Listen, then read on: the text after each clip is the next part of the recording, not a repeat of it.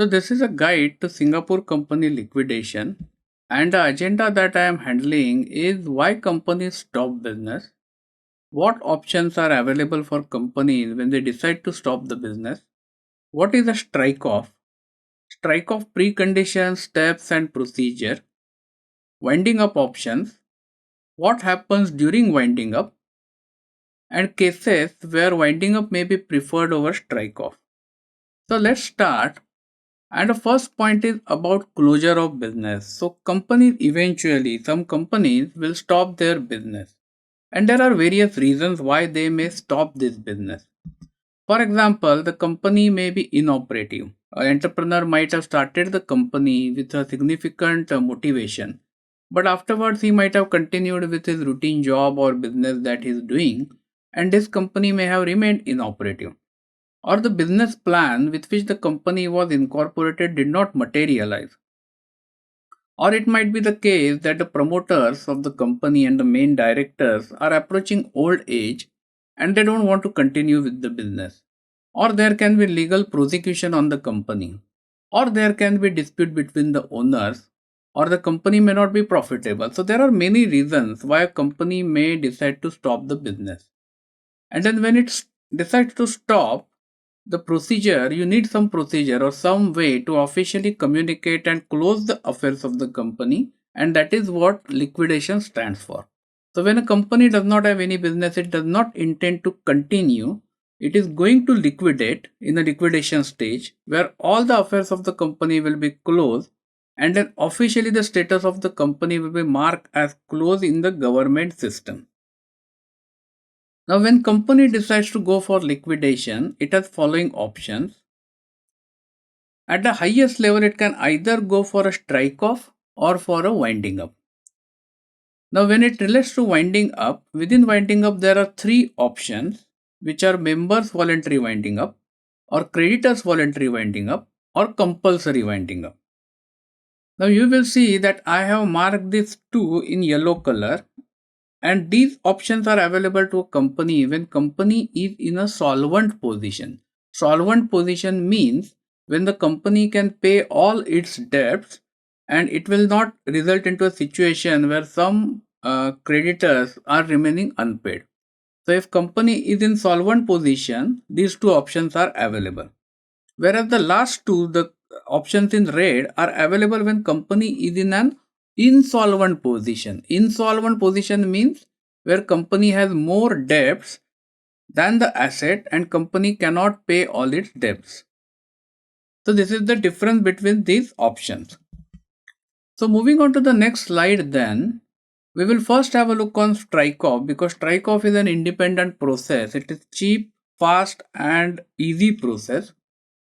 It can be done only by a solvent company, that is company does not have any debts or the debts have already been paid. So if these conditions are met, and those conditions are company does not have any debt or liabilities, company has disposed of all its assets, company has cancelled all its registrations like CPF and GST, there are no legal proceedings against the company, and majority of the directors have consented for strike off. So if these preconditions are satisfied, then the application for strike off can be lodged for the company. So the documents required for striking off are confirmation of strike off by all the directors, Form C waiver to be filed with IRS for any period within which company was inoperative and for which Form C has not been filed, a solvency declaration, and a zeroized balance sheet. So these documents will need to be provided, documents need to be signed, and once this is done, the application for strike off can be lodged into ACRA system.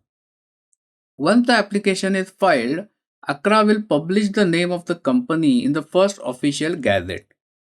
So what basically ACRA is doing here is declaring that this company intends to close its business via strike off route, and we are informing it to the public. So if any company has any claims against this company which is going for strike off, then please lodge it into ACRA system so that the strike off process can be stopped. Then after few months, ACRA will again publish the name of the company in final gazette, and will give a notice that if no objection is received after a specific period of time, which is generally 30 days, the company will be struck off from the ACRA register. So this publication of name, the purpose of this process is only to let public at large know that this company is going for strike off, and if you have any objections, file it now.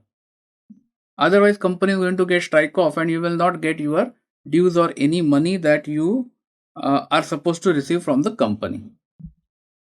And then, as I said, strike off will happen after a few days.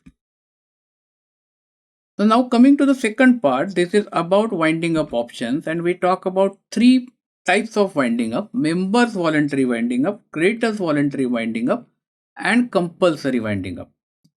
So in case of members voluntary winding up, members of the company decide to wind up even if company is in solvent position. In the sense, company can pay its debts, but members have decided to voluntarily wind it up.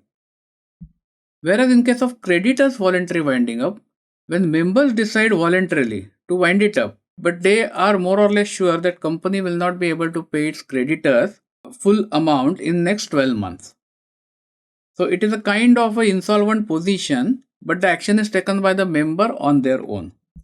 And the last situation is where the creditor approach to the court for recovery of the dues and company says that we cannot pay. So court orders winding up to be done for this company. So this is a court initiated winding up procedure.